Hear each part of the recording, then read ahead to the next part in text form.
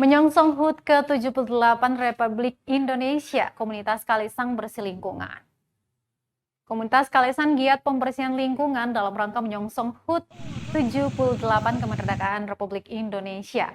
Pengurus Kalisang Mario Risambesi mengatakan kegiatan pembersihan lingkungan merupakan agenda rutin menyongsong hari-hari besar nasional dan hari-hari besar keagamaan.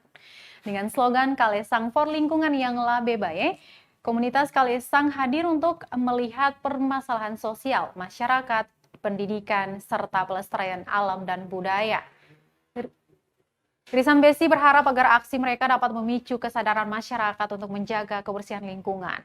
Kegiatan pembersihan lingkungan dilakukan pada Sabtu 12 Agustus 2023 lalu, mulai dari Jembatan Wairutung hingga Jembatan Tosoi. Maksud kami Jembatan Tasoi. Kalisang bekerja sama dengan Forum Komunikasi WAI Sedunia dan Pemerintah Negeri WAI.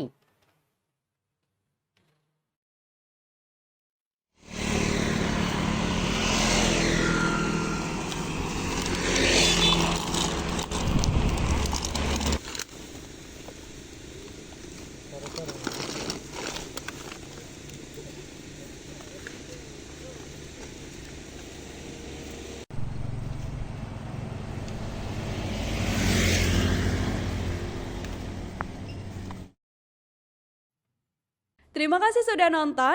Jangan lupa like, subscribe, dan share ya.